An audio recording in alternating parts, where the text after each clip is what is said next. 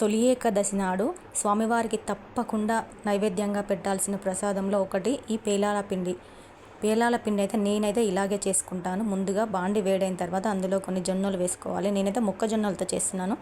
వేరే జొన్నలతో కూడా చేస్తారు, అది కొద్దిగా లాంగ్ ప్రాసెస్. ఈ జొన్నలతో కూడా స్వామివారికి నైవేద్యం పెట్టచ్చు. ఈ మొక్కజొన్నలు కూడా కొద్దిగా హీట్ అయిన తర్వాత అవి ఇట్లా పాప్కార్న్ లాగా అయ్యే టైంకి మూత పెట్టేస్తే వేసిన ప్రతి ఒక్క జొన్న కూడా మంచిగా ఇట్లా పువ్వులాగా వచ్చేస్తుంది. ఇప్పుడు కాసేపు చల్లారనిచ్చిన తర్వాత మిక్సీ జార్ తీసుకొని ఇవన్నీ అందులో వేసి మంచిగా పౌడర్ లాగా చేసుకోవాలి. ఇది స్వామివారికి పెట్టినందుకో ఏమో కానీ చాలా టేస్టీగా ఉంటుంది. మనం నార్మల్గా మళ్ళీ ఎప్పుడైనా ట్రై చేస్తే మాత్రం అంత టేస్ట్ రాదు. ఇప్పుడు ఇందులోకి సరిపడా బెల్లాన్ని కూడా వేసి మంచిగా పౌడర్ అంతా దానికి పట్టేలా చేయాలి. అప్పుడు అంతా బెల్లం ఉండలు కట్టకుండా అందులో కలిసిపోతుంది. చూస్తున్నారు కదా ఎలా అయిందో. స్వామివారికి అయితే ఇలానే నైవేద్యంగా పెట్టుకుంటాము.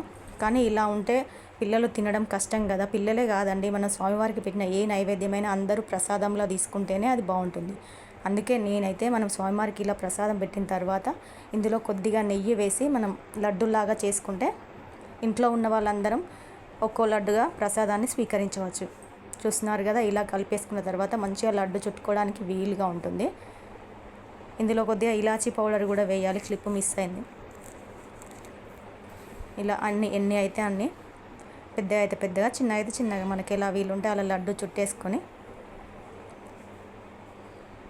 స్వామివారికి నైవేద్యంగా పెట్టేయాలి. మీరందరూ కూడా స్వామివారికి ఈ నైవేద్యాన్ని తప్పకుండా పెట్టండి.